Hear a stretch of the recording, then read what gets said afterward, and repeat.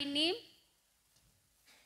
saya mengajak kita untuk kita boleh datang bersaat teduh sejenak di hadapan Tuhan. Mari kita menikmati betapa Tuhan itu sungguh ajaib dan mulia dan karyanya sungguh indah di dalam kehidupan kita. Mari kita bersaat teduh sejenak.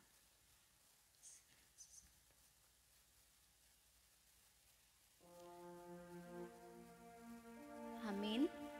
Mari kita menaikkan pujian yang mengatakan sungguh indah. Kemanakah aku dapat pergi menjauhi roh-Mu yang suci. Sungguh indah pengorbananmu bagiku dan terlalu dalam untuk bisa dimengerti. Dan tak ada yang bisa untuk menemani.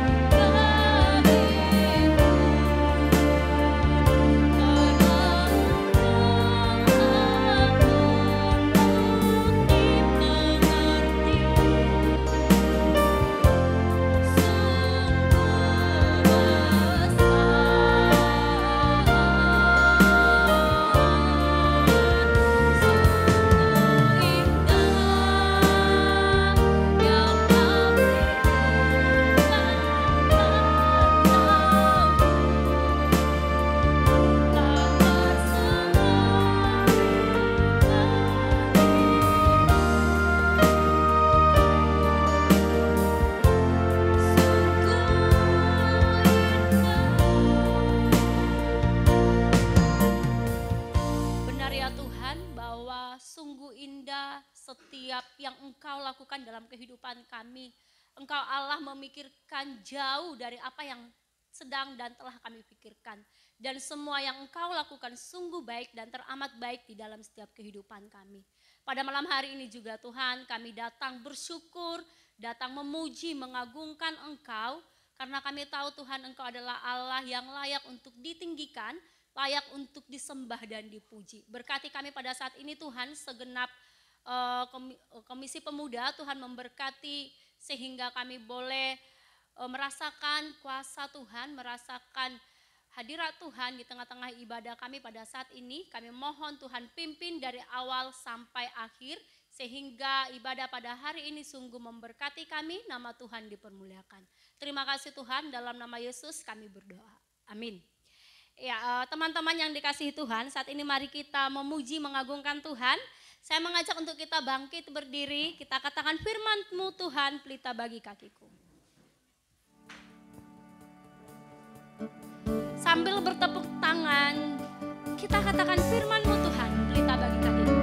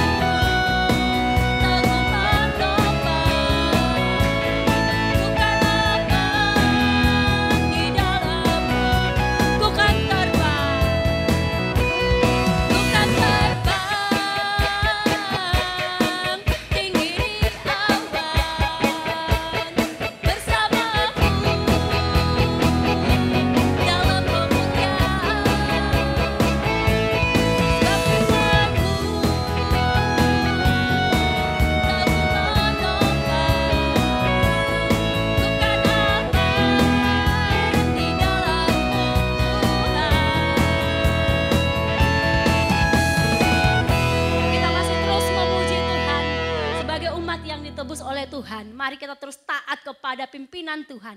Kepada di mana Tuhan bawa kita, mari kita terus mau dipimpin oleh Dia. Mari kita katakan, sungguhlah hidupku telah ditebus. Ya, silahkan yang mau angkat tangan, angkat jempol silahkan.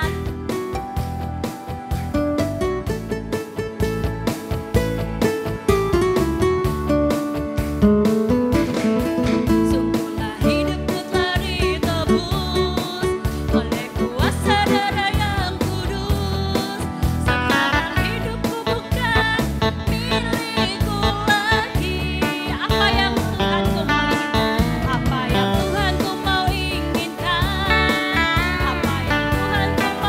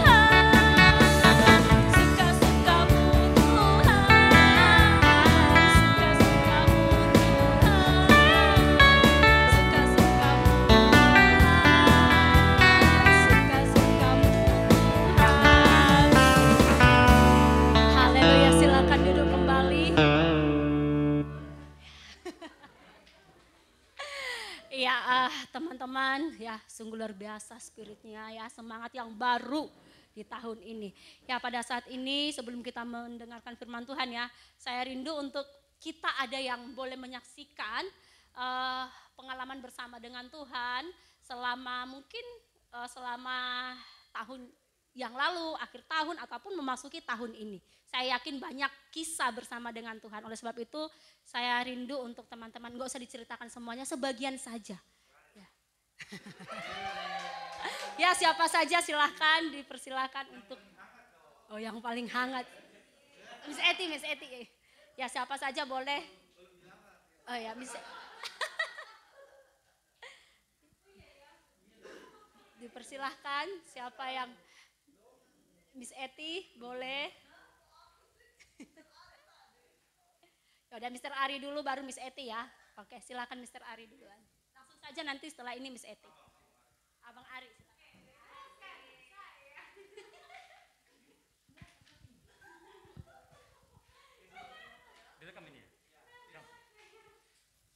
Ya, shalom, selamat malam semuanya.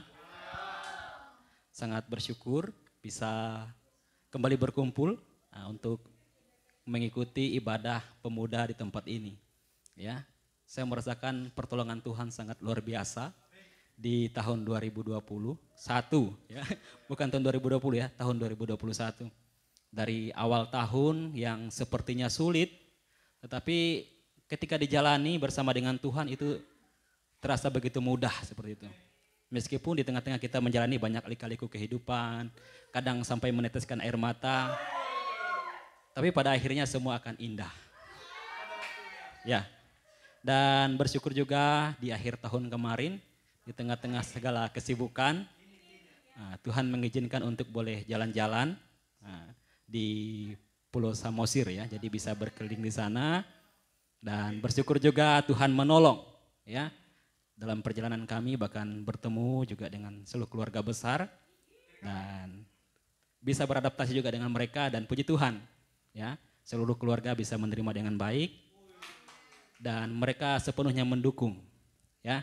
Jadi tolong doakan teman-teman supaya apa yang kami rencanakan terjadi sesuai dengan kehendak Tuhan bukan kehendak kami ya. Tak pernah terpikirkan bisa jalan-jalan memutar Pulau Samosir tetapi karena berkat Tuhan tidak harus mengeluarkan banyak dana. Tuhan cukupkan semuanya itu. Ya, luar biasa. Jadi mungkin itu saja yang perlu saya sharingkan. Terima kasih, Tuhan Yesus memberkati. Shalom.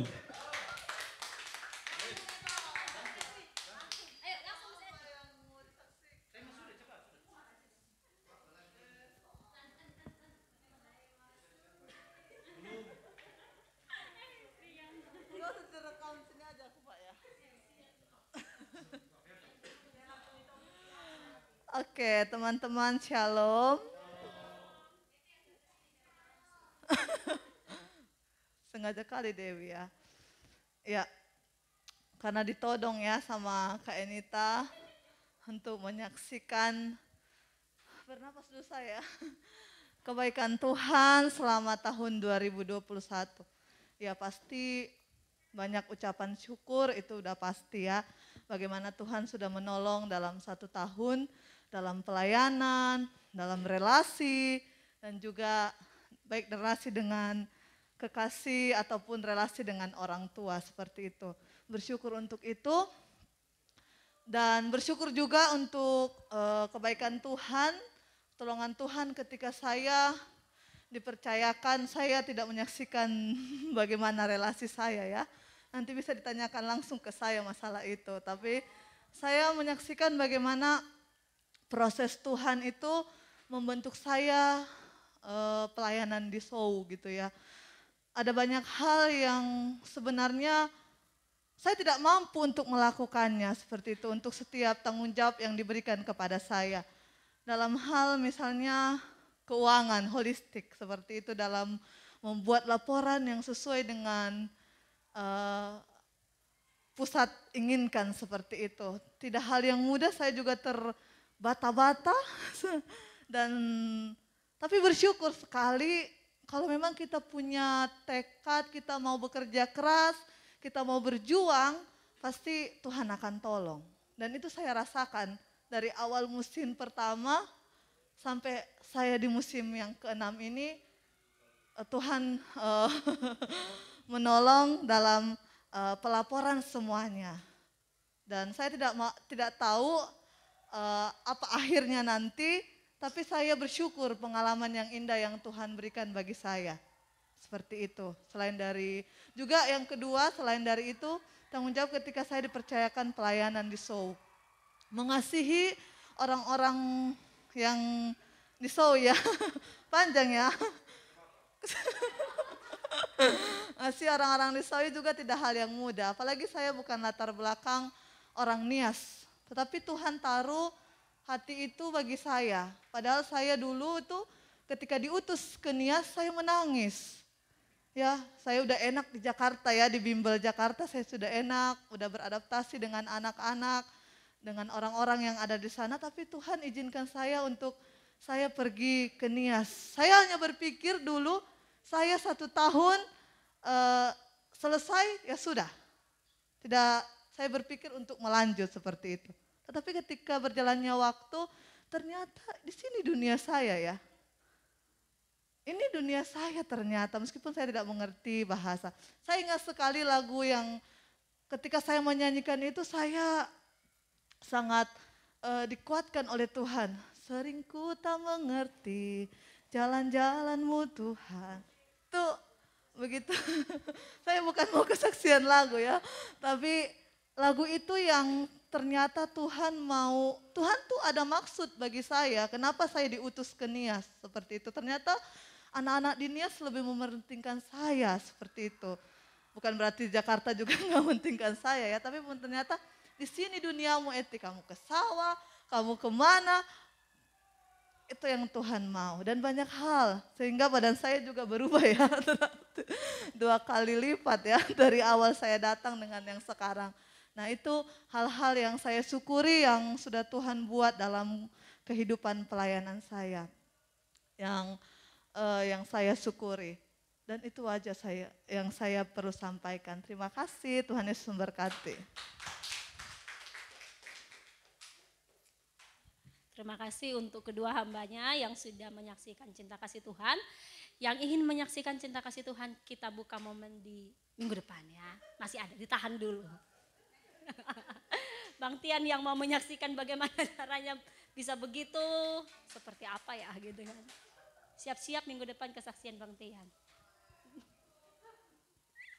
Ya pada saat ini langsung todong ya. Ya pada saat ini kita masuk dalam pokok doa. Secara bersama-sama kita bersyukur Tuhan boleh memberkati kita. Terlebih Tuhan mengizinkan kita untuk memasuki tahun 2022. Kita doakan supaya Tuhan terus menuntun dalam setiap langkah hidup kita yang penuh dengan misteri. Selanjutnya untuk kaum bapak, calon bapak-bapak dan bapak-bapak. Berdoa untuk seluruh pemuda-pemudi dalam setiap pertumbuhan iman supaya tetap diberkati oleh Tuhan ya. Dan kita rindu juga semakin hari persekutuan pemuda-pemudi juga bertumbuh secara kuantitas dan juga kualitas. Dan doakan juga untuk setiap pekerjaan muda-mudi, kita tahu ya yang mungkin sibuk dengan pekerjaan yang sampai lembur supaya terus Tuhan berikan kesehatan, dan juga yang masih terus bergumul dalam mencari pekerjaan supaya terus Tuhan tuntun. Untuk kaum ibu dan calon ibu, berdoa untuk setiap kita pemuda-pemudi dalam pasangan hidup ya, itu perlu untuk didoakan supaya terus Tuhan tuntun hati kita kepada yang Tuhan siapkan lah tentunya, sevisi, semisi dalam melayani Tuhan. Terus doakan juga untuk setiap pemuda-pemudi yang mungkin masih dalam proses studi ya, pendidikan di luar baik di tempat ini maupun di luar kota, supaya terus juga kita rindu mereka boleh menjadi berkat dalam setiap pergaulan mereka, dan Tuhan terus memampukan mereka juga dalam melalui proses pendidikan mereka. Untuk kesehatan kita bersama, kita doakan. Ya mari dengan pokok doa yang ada kita doakan bersama-sama. Nanti minta dengan kasih Mr. Holly menutup persekutuan doa. menutup pokok doa ini maksudnya. Oke, mari kita berdoa.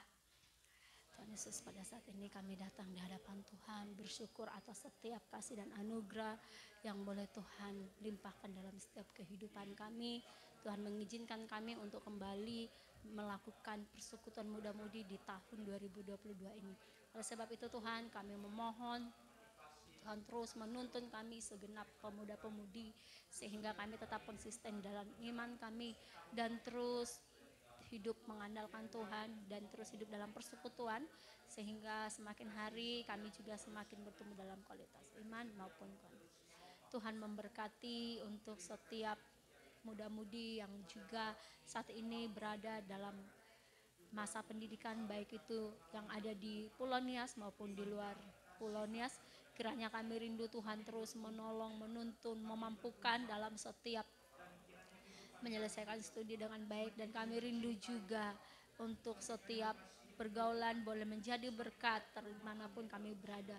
Tuhan tolong seluruh dana yang dibutuhkan supaya kiranya Tuhan mencukupkan. Kami juga berdoa Tuhan untuk setiap muda-mudi yang bergumul dalam mencari pasangan hidup. Tuhan tolong supaya Tuhan terus menuntun kami dan kami boleh. Terima kasih.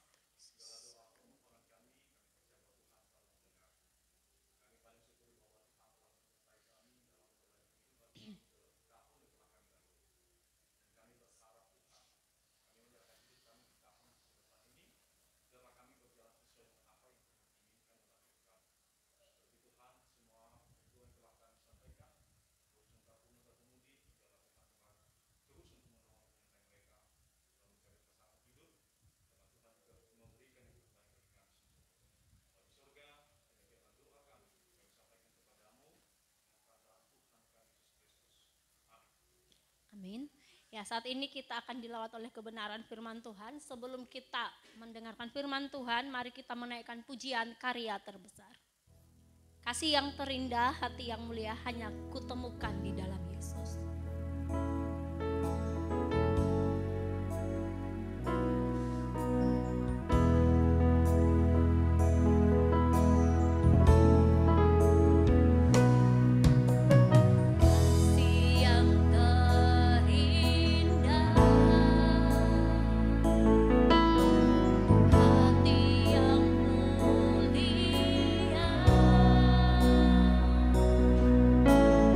Hanya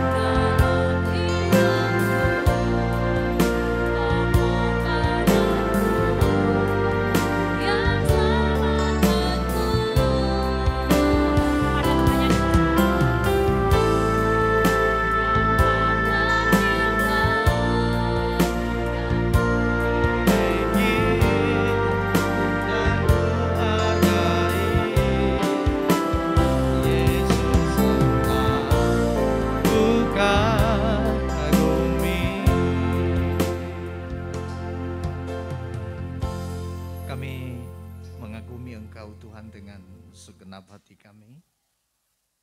Dan kiranya itu hal lahir muncul dari hati kami yang serius dan kudus di hadapan-Mu. Malam ini kami mencoba untuk merenungkan kebenaran firman-Mu. Kiranya Allah Roh Kudus yang menerangi hati dan pikiran kami. Sehingga kami mengerti, memahami apa yang Tuhan mau dalam hidup kami. Pakai hamba-Mu yang sangat sederhana. Di dalam nama Yesus Kristus kami berdoa. Amin. Selamat malam saudara, shalom. Mari kita membuka Alkitab kita di dalam Rut pasal yang pertama, ayat yang pertama sampai ayat yang ke-6. Rut pasal yang pertama, ayat yang pertama sampai ayat yang ke-6. Saya akan bacakan kepada setiap kita. Pada zaman para hakim memerintah ada kelaparan di tanah Israel. Lalu pergilah seorang dari Betlehem Yehuda beserta istrinya dan kedua anaknya laki-laki ke daerah Moab untuk menetap di sana sebagai orang asing.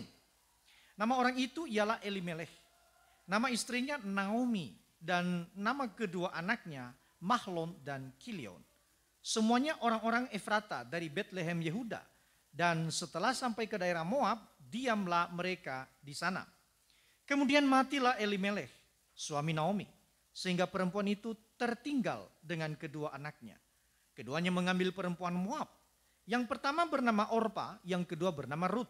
Dan mereka diam di situ kira-kira 10 tahun lamanya. Lalu matilah juga keduanya, yakni Mahlon dan Kilion. Sehingga perempuan itu kehilangan kedua anaknya dan suaminya. Kemudian berkemaslah ia dengan kedua menantunya dan ia pulang dari daerah Moab. Sebab di daerah Moab ia mendengar bahwa Tuhan telah memperhatikan umatnya dan memberikan makanan kepada mereka.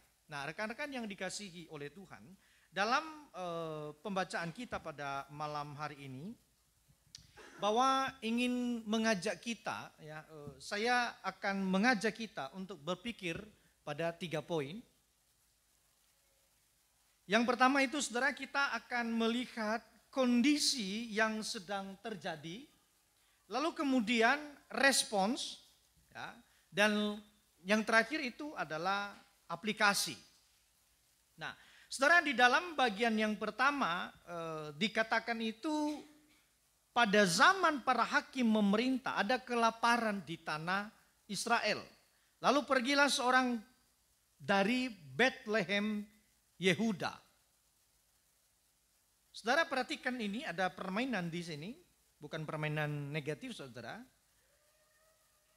Dari Betlehem Yehuda terjadi kelaparan. Ya. Saudara, Betlehem itu adalah artinya kota roti. Betlehem itu kota roti. Tetapi bayangkan kemudian dalam kisah ini dikatakan sebagai sebuah kota roti, tetapi justru mengalami kelaparan. Konteksnya itu adalah kelaparan. Lalu kemudian seorang dari sana ingin mencari kehidupan. Ingin melarikan diri dari keadaan kelaparan itu. Saudara-saudara, sesuatu yang sebetulnya motifnya itu kalau dipandang sangat rendah. Oleh karena apa?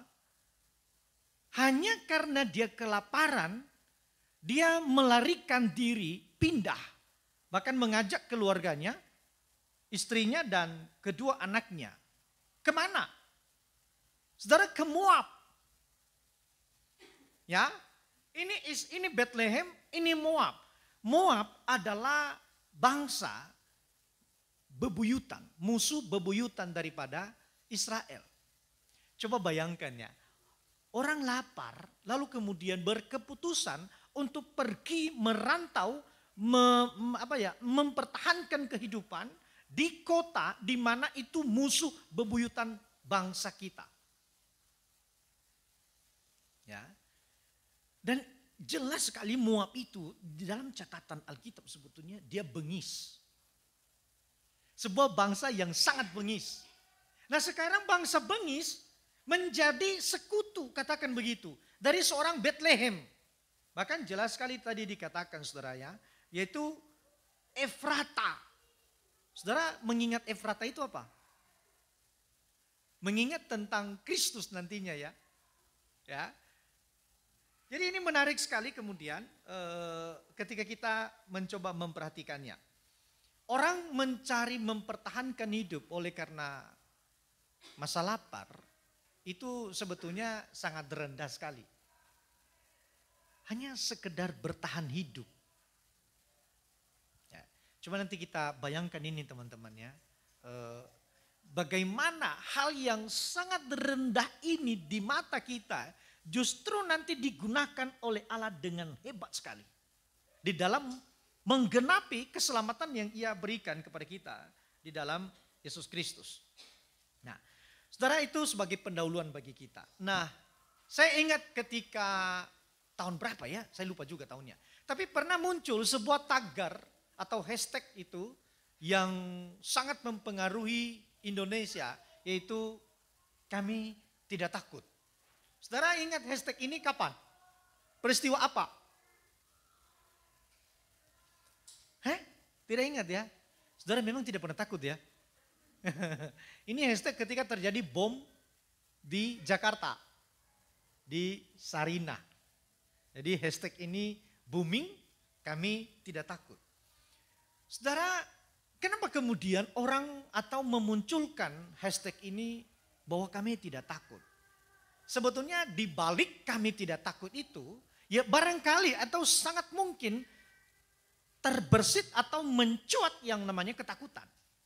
Nah saudara, saya pikir kita pernah takut. Kita pernah takut. Kalaupun saya tanya kapan terakhir saudara takut, Yuni kapan terakhir takut? Terakhir sekali kamu takut kapan? Kemarin. Nah, misalnya kapan? Senin kemarin juga. Pas pulang. Ya. Jadi Miss Dewi, iya ya Miss Dewi ya. Kapan terakhir takut dek? Tadi, ya. Jadi ketakutan itu dekat sekali dengan kehidupan kita. Next ya. Ini ya. Nah, saudara-saudara, keadaan takut itu sebetulnya yang menimpa Naomi. Ya, Naomi. Nah, saya ingin mengajak terlebih dahulu teman-teman ya. Mengajak kita untuk membuka kitab Rut ini. Pesan yang termuat di dalam kitab Rut ini, kita buka dia ya, sehingga kita memahami keseluruhan daripada kitab Rut itu nantinya. Yang pertama saudara, bahwa sebetulnya Allah itu selalu menjadi pemenang sejarah. Ya. Dalam kitab Rut ini, dia menempatkan Allah itu sebagai pemenang daripada sejarah. Yang pertama, itu yang kedua. Ini yang saya katakan tadi ya. Allah memanfaatkan hal terkecil untuk mengubah sejarah. Ya. Tadi di kesaksian Miss Eti ya. Ada beberapa hal yang tampak kecil, tampak tidak nyaman. Ya, ternyata Tuhan membawa dia sampai kemudian Eti itu melihat, oh ini duniaku. Jarang sekali orang kemudian sampai di Sowu, dalam konteks pelayanan Sowu, berkata ini duniaku. Kalau bisa barangkali ya orang buru-buru keluar dari Sowu. Ya, semoga Mr. Holly dalam konteks Cafik ini tidak buru-buru. Ya, tidak buru-buru. Hari ini saya lihat Mr. Holly jadi kepala tukang dia. Luar biasa. Ya. Segala sesuatu untuk Tuhan Mr. ya. Termasuk menyapu ya. Itu Martin Luther katakan menyapu itu adalah pelayanan juga bagi Tuhan. Ya. Angkat sampah itu juga pelayanan bagi Tuhan. Mengubah yang kecil. Yang terakhir saudara, kunci ya. Supaya kita nanti memahami seluruh kitab Rut ini bahwa Allah itu setia pada janjinya. Ya. Ini poin-poin yang perlu kita pahami lebih awal untuk memahami kitab Rut. Nah, saudara, kitab Rut ini sekali lagi dia dicatat ya, dibandingkan dengan Ayub. Kitab Rut ini dibandingkan dengan Ayub karena mengandung seni yang sangat tinggi sekali. Ya. Kalau di dalam kitab Ayub teman-teman, kita melihat bahwa pria yang paling menderita itu adalah Ayub. Perempuan yang paling menderita juga adalah Naomi. Ayub tidak kehilangan istri, tapi kehilangan anak-anak, kehilangan harta. Sementara Naomi kehilangan suami, kehilangan anak-anak, bahkan segala sesuatu hilang. Sampai kemudian dia berkata apa? Jangan sebutkan aku Naomi. Itu sebutkan aku Mara, pahit. Nah, tapi di dalamnya sebetulnya para penafsir itu menyandingkan begitu teman-teman ya, rekan-rekan, bahwa kitab Rut itu menjadi kitab yang menunjukkan atau mempresentasikan sebetulnya bahwa Allah itu punya seni yang sangat tinggi sekali. Kenapa? Kalau kemudian kita membaca ya, Naomi kehabisan energi misalnya. Dan dia tidak punya harapan dengan dirinya sendiri. Sampai kemudian menantunya Rut itu digunakan oleh Allah untuk tetap setia kepada Naomi. Ya, seorang menantu yang Moab yang sebetulnya tidak mengerti tentang apa itu konsep hesed, apa itu konsep setia kepada mertua. Ya, di dunia ini saudara, kalau bisa orang itu tidak setia dengan mertuanya. Ya, karena terlalu pahit misalnya. Tetapi Rut adalah seorang Moab penyembah berhala, kini dipakai oleh Tuhan untuk bersetia kepada Naomi, bahkan berkata kepada Naomi itu, Allahmu itu akan menjadi Allahku. Ini seni daripada Allah, bagaimana kemudian Allah itu menyelamatkan umatnya, umat Israel. Efrata itu, keturunan Efrata yang melarikan diri karena kelaparan. Di Bethlehem itu menuju tanah Moab yang sesungguhnya kalau dipandang, kalau diperhatikan saudara, itu mungkin bukan kehendak Allah karena itu musuh bebuyutan daripada bangsamu. Kamu tidak taat, apalagi saudara, Naomi dalam bagian ini menikahkan dua anaknya itu. Mahlon dan Kilion itu menikahkan anaknya dengan perempuan Moab yang dimana itu dilanggar, itu melanggar perintah daripada Tuhan. Bayangkan keadaan Naomi ya, dan bagaimana Allah menggunakan semua cara itu. Nanti di dalam prosesnya itu teman-teman ya, baca kisah Rut itu luar biasa. Seninya itu berkelas. Dan maka kemudian para penafsir itu berkata setuju bahwa kitab Rut itu seni Allah mengejawantakan janji-janji Allah itu. Janji yang mana? Dari Abraham, Ishak dan Yakub, bahwa orang Israel itu akan mendapatkan hal yang baik, bahkan mungkin mendapatkan janji keselamatan. Nah, saudara-saudara, dalam pembacaan kita tadi, kalau kita melanjutkan pembacaan ini, saudara, maka jelas sekali kita mendapatkan beberapa hal soal kondisi daripada Naomi. Ya. Makanya saya katakan the finding God in the margin. Jadi bagaimana kita itu menemukan Allah di area terpinggir hidup ini. Saudara, Naomi itu mengalami area terpinggir di dalam hidupnya. Perhatikan ya, terjadi kelaparan.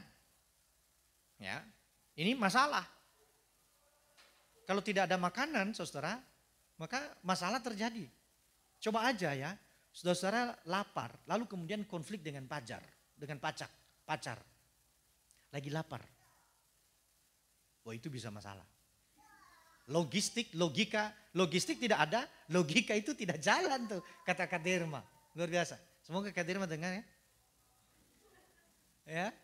Nah, ini dalam keadaan lapar. Lalu kemudian dia menjadi orang asing di kota di mana dia tidak tahu. Kalau Mr. Ari pergi ke Danau Toba, ada pendamping. Iya kan? Ada pendamping. Dulu tidak ada GPS. Ya, kemana-mana tidak ada. Tapi kini masuk dalam kota yang kita tidak tahu juga. Bahkan sebetulnya ini kan cukup jauh sebetulnya jaraknya. dari Bethlehem itu menuju Moab itu jauh. Dan hidup di situ, bertarung di situ, mempertahankan hidup di situ, berusaha di situ. Menjadi seorang asing teman-teman itu bukan hal yang mudah. Ya, saya ingat ya ketika pergi ke Samarinda. Kalau di Bandung saya punya abang, di Samarinda saya tidak punya siapa-siapa. Dan itu budayanya, kulturnya berbeda. Sebuah gereja yang berbeda, masuk di sana. Waduh, kayak apa? Pernah lihat burung yang baru basah sayapnya enggak teman-teman? Kuyang. Ya, ada dulu majelis di sana itu dia cerita, Pak, contoh aroma pas datang-datang begini-begini di belakang, di jok mobil belakang. Setelah saya kuasai lapangan, habis kamu. Menjadi orang asing. Lalu kemudian di tengah-tengah keasingan itu saudara, dia mengalami kematian. Ya, kematian. Kematiannya itu kematian suami, kematian anak-anak. Kehilangan harapan sebetulnya. Seorang janda, udah gak punya suami. Anaknya laki-laki sebagai penerus daripada keturunan suami, mestinya ada, tapi tidak ada. Ini kondisi yang sangat sulit teman-teman ya. Lalu kemudian dia punya menantu orang asing lagi. Banyak problemnya, misalnya kan. Banyak problem di dalam kehidupan keluarga itu. Kalau memilih pasangan hidup. Iya kan? Orang mana? Satu suku enggak? Kalau enggak sesuku beda loh. Ya memang begitu keadaannya. Nah sekarang Naomi sebagai seorang dari Bethlehem, Efrata. Ya Efrata Bethlehem. Sekarang punya menantu orang Moab. Nanti kita melihat juga bahwa ada menantu yang tidak setia kepada Naomi. Yang ketika Naomi berkata silakan pergi. Kamu pilih, tidak mungkin engkau menunggu saya pun saya bersuami. Lalu kemudian melahirkan anak. Kamu tidak mungkin tunggu akan menjadi suamimu. Yang satunya tidak setia. Berikutnya kembali ke Bethlehem. Saya coba bahasakan nih pulang. Pindah rumah itu gak gampang teman-teman. Ya, Samarinda ke Nias. Satu biaya besar. Lalu kemudian ribetnya itu nah. Ribetnya pindah-pindah itu nggak gampang. Ini ya nanti teman-teman, makanya jangan beli banyak buku ya. Nanti pindah repot. Tapi bagaimana juga nggak beli banyak buku? Mau baca apa kita? Masa baca Facebook melulu, Instagram? Kan nggak mungkin, nggak ngerti apa-apa kita. Itu pelik teman-teman ya. Ini kondisi marginnya seorang Naomi. Next. Kondisi Naomi yang lain teman-teman. Keturunan Israel yang menerima janji Allah sedang tersudut dan hampir kehilangan harapan. Terus. Ketika kemudian teman-teman, ketika ada di dalam kesulitan, kehilangan harapan. Kehilangan harapan Naomi ini kan gak punya keturunan. Bagaimana janji Allah kepada Abraham, kepada Ishak, kepada Yakub itu bisa diterjemahkan oleh Naomi. Sementara suaminya meninggal, dua anak laki-lakinya meninggal. Bagaimana ini? Mustahil. Ya, mustahil sekali. Sehingga kemudian saudara kalau membaca, saya mengutip apa yang saya katakan dari awal, bahwa Naomi memikirkan itu, dia marah. Kenapa? Kita selalu buta setiap jalan-jalan hidup kita itu diruntuhkan oleh Allah. Kita tidak bisa melihat cara kerja Allah. Ketika orang lagi susah, ketika orang lagi sakit, sulit bagi dia untuk melihat Allah itu sedang mendatangkan kebaikan bagi saya. Tidak ada. Tidak ada. Ya. Pun kalau saya tanya kepada teman-teman yang sedang dalam keadaan duka, sedang dalam keadaan sulit. Kapan saudara melihat kemudian bahwa Allah memang sedang merancang kebaikan? Bukan ketika dalam keadaan tersudut. Tapi setelah melewati masa sulit itu. Dan ini yang terjadi. Nanti lihat sekali lagi membacanya itu Naomi itu sampai tidak menerima jati dirinya, jangan panggil aku Naomi. Panggil aku Mara. Kenapa? Karena Tuhan telah meninggalkan umatnya. Buta untuk memikirkan ke depan itu macam monster dia. Next. Ya, masa depan dalam masa sulit itu teman-teman, ya. Next. Ya, ketika kesulitan menghimpit, masa depan tampak menjadi monster mematikan bagi kita. Nah, saya mengajak kita untuk melihat kondisi Naomi lebih awal, teman-teman ya. Janda, 3 janda. 3 janda hadir dalam dunia yang dimana laki-laki itu unggul. Oke ya, ini konteksnya teman-teman ya. Ya, Naomi 3 janda, dia dan 2 menantunya itu adalah janda.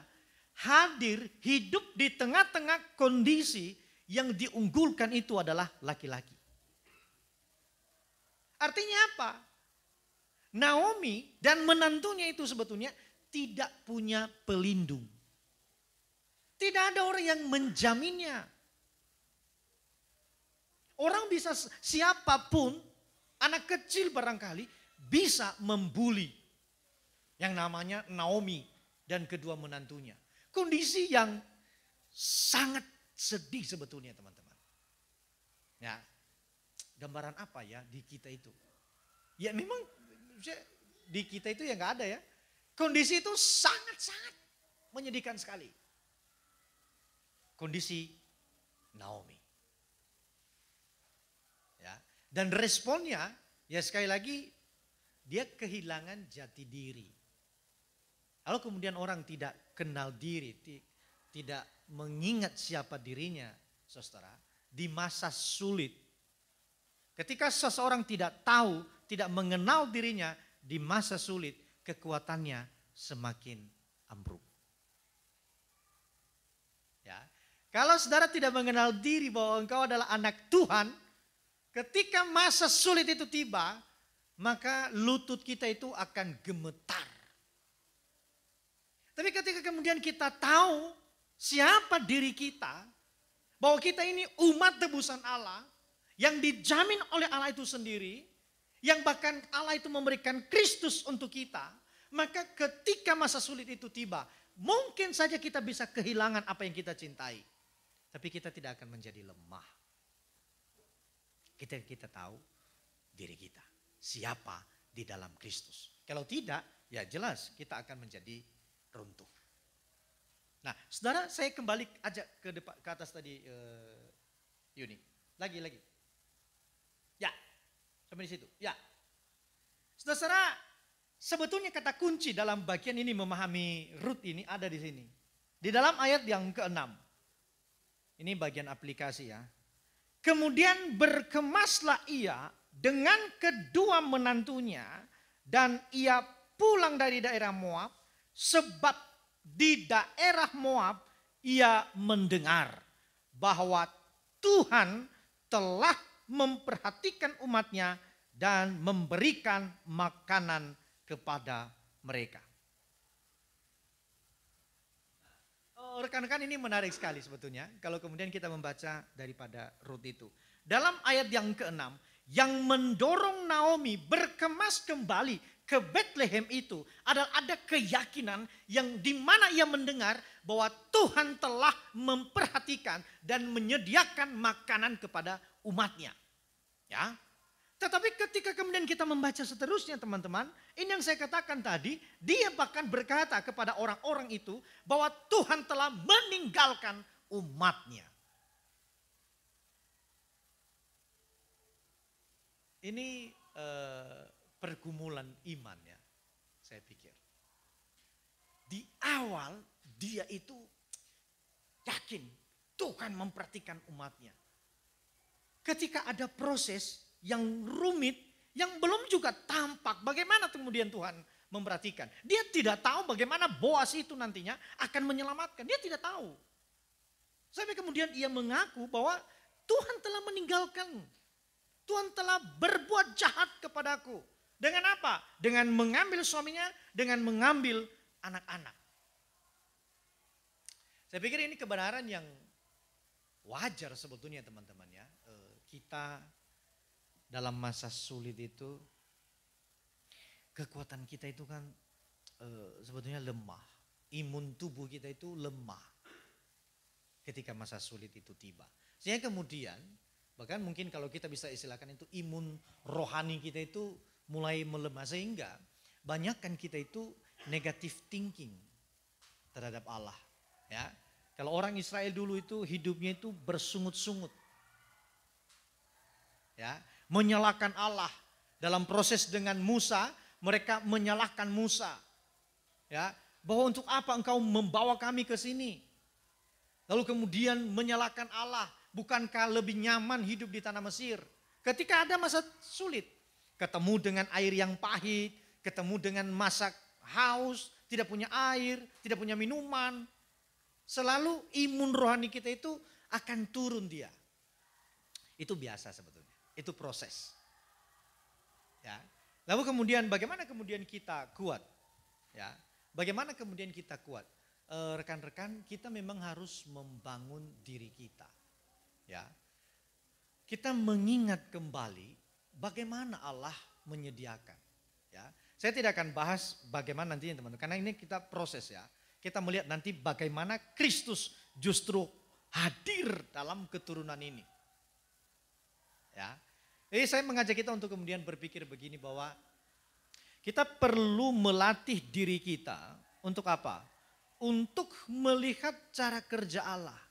Di keadaan-keadaan yang kecil, di keadaan-keadaan yang sulit, yang barangkali juga kondisi kita itu ada di margin.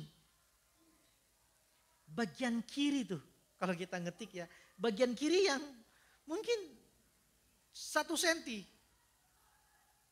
Ya, dan itu kondisi kehidupan kita. Kita tidak ada di tengah tuh, kita tidak ada di sketsanya. Kita ada di pinggir. Ya kadang-kadang juga orang lihatnya juga oke, enggak juga enggak apa-apa. Bayangkan kondisi yang seperti itu. Tetapi justru Tuhan selalu berperkara di situ. Ya, Tuhan selalu berperkara di keadaan-keadaan yang terpinggirkan itu dalam kehidupan kita. Dan Naomi sebagai orang yang sangat di bawah rekan-rekan. Seorang wanita di tengah-tengah amukan daripada figur laki-laki apa namanya patriarkiks ya, ya di keadaan di kondisi yang seperti itu ya, yang mana Naomi mudah sekali untuk dihina, mudah sekali untuk dilecehkan, mudah sekali untuk ditinggalkan, diabaikan segala macam. Justru Tuhan tetap bersetia kepadanya. Nanti kalau kita membaca dalam pasal yang kedua itu muncul istilah hesed, kasih setia. Kenapa? Karena memang Allah setia. Tidak ada sebetulnya terjemahan tentang kesetiaan Allah itu untuk kita bisa mengerti. Allah itu setia, nggak ada terjemahan yang lain teman-teman. Memang dia setia. Dan kesetiaannya itu pasti akan tergenapi di dalam kehidupan kita. Next.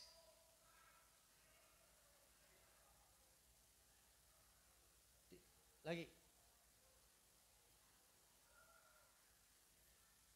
Ini aplikasi bagi kita teman-teman ya. Dari bagian pertama ini.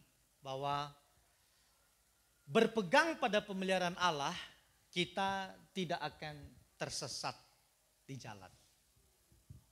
Ya. Dengan berpegang pada pemeliharaan Allah, kita tidak akan tersesat di jalan. Yuk kita baca sama-sama ya, supaya ini menguat. 3, 2, 1. Berpegang pada pemeliharaan Allah, kita tidak akan tersesat di jalan. Apapun yang terjadi, saudara. Kita tidak tahu tahun 2022 ini. Ya, tidak bisa ditebak, tidak bisa diprediksi. Meskipun beberapa peramal kemudian tahun 2022 ini begini. Itu tidak bisa. Tapi dengan kita berpegang bahwa 1 tahun Tuhan telah pelihara kita.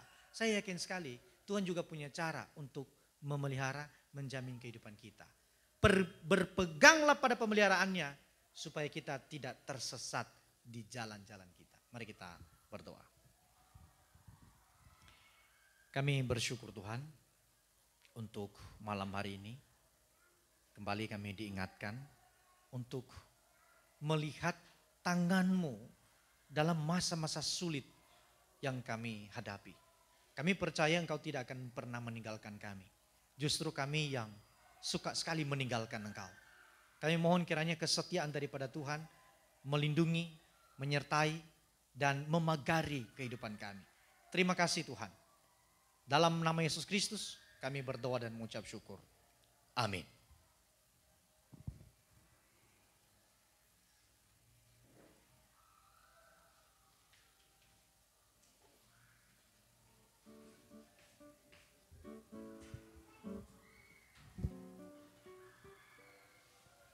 Ya, puji nama Tuhan, kita bersyukur kita boleh diberkati kembali melalui firman Tuhan.